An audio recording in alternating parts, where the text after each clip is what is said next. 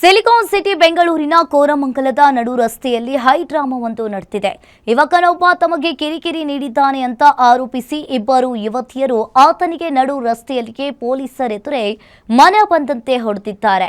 ಪಬ್ಬೊಂದರ ಒಳಗೆ ಯುವಕ ತನಗೆ ತೊಂದರೆಯನ್ನ ನೀಡಿದ್ದಾನೆ ಅಂತ ಹೇಳಿ ಆಕ್ರೋಶಗೊಂಡ ಯುವತಿಯರು ಆತನನ್ನ ರಸ್ತೆಗೆ ಎಳೆದು ತಂದು ಹಲ್ಲೆ ಮಾಡಿದ್ದಾರೆ.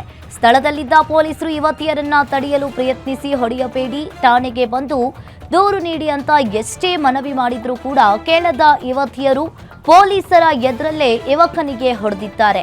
ಈ ಘಟನೆಯ ದೃಶ್ಯಗಳನ್ನ ಸ್ಥಳೀಯರು ಮೊಬೈಲ್ನಲ್ಲಿ ಸೆರೆ ಹಿಡಿದಿದ್ದು ಸದ್ಯ ಸಾಮಾಜಿಕ ಜಾಲತಾಣಗಳಲ್ಲಿ ವೈರಲ್ ಆಗ್ತಾ ಇದೆ. ರಸ್ತೆಯಲ್ಲಿ ಸಂಚರಿಸ್ತಾ ಇದ್ದ ಸಾರ್ವಜನಿಕರು ಈ ಹೈ ಡ್ರಾಮಾವನ್ನ ಕಂಡು ಬೆಚ್ಚಿ ಬೀತಿದ್ದಾರೆ. ಎರಡೂ ಕಡೆಯವರಿಗೂ ಪೊಲೀಸರು ದೂರು ನೀಡುವಂತೆ ಸೂಚಿಸಿದ್ರು, ಈವರೆಗೆ ದೂರು ನೀಡಲು ಮುಂದೆ ಬಂದಿಲ್ಲ ಅಂತ ತಿಳಿದು ಬಂದಿದೆ. ಸದ್ಯ ವೈರಲ್ ವಿಡಿಯೋ ಆಧಾರದ ಮೇಲೆ ಕೋರಮಂಗಲ ಪೊಲೀಸರು ಮಾಹಿತಿಯನ್ನ ಕಲೆ ಹಾಕ್ತಾ ಇದ್ದಾರೆ.